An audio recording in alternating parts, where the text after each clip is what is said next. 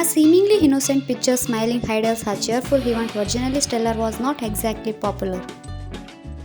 They were poor, their company mismanaged them, and due to many of their unsuccessful comebacks, they struggled financially. They mentioned how sometimes they didn't even have enough money for food, and they even mentioned how they would hide out of embarrassment if a famous girl group passed them in their vans. And then in 2014, they made a comeback Marionette, and this time they made it big. Their concept completely stood out from any other concept known in K-pop before, and it received mixed reaction because of how over-sexualized the songs and Emmys were. They received a lot of hate, although they received praise and a large fandom as well. The concept was forced onto them. There was really no other choice. Without such a unique concept, they could not gain attention or fans. They would remain ignored and pushed to the side. They finally got a car and a dorm as well as a practice room. And with their success came hate. Netizens were shocked by their concept and many disapproved of it. The members at the time were so young that they didn't even understand what many of the lyrics they sang in their songs were implying. Not only this, but one member, only 20-year-old at the time, was forced to drink milk erotically to film the MV for Marionette.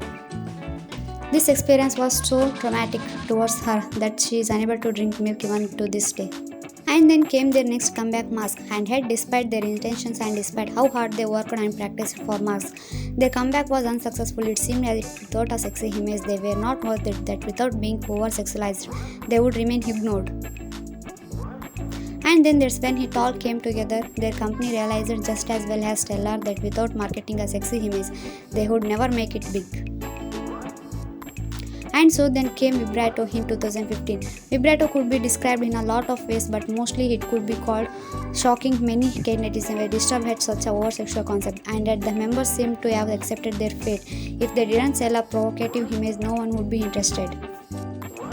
On June 27th of 2017, Stellar made their comeback Archangels of the Sephiroth. Their company failed to promote them properly. They had little to no interviews and many of their fans were extremely frustrated. Some of the Stellar members even started Twitters expressing their frustration about the company.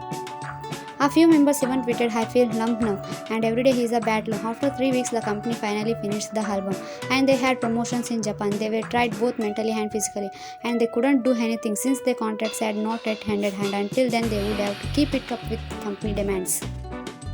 The company had wanted to continue to force the provocative concept onto Stellar, and they were tired of trying to resist it all. Not only this, but they remained poor. The agency rarely paid them properly, and they even mentioned how they couldn't even offer green tea. They barely got enough to eat. Later, two members revealed that in the 7 years that Stellar spent together, each member was paid less than 10 million won, or about $9,000. When Gayung appeared on Inside for an interview, she mentioned that if she were to travel back in time, she would not choose to join Stellar again. This especially highlights just how much they struggled, because even after all the fame, the praise, the chanting of the fans, Gayung wouldn't choose to do it again. You might say that 7 years isn't too long, and maybe it's true. Maybe they were only Stellar for 7 years. But the memories, the trauma that they received over the 7 years, the scars they received from being in Stellar,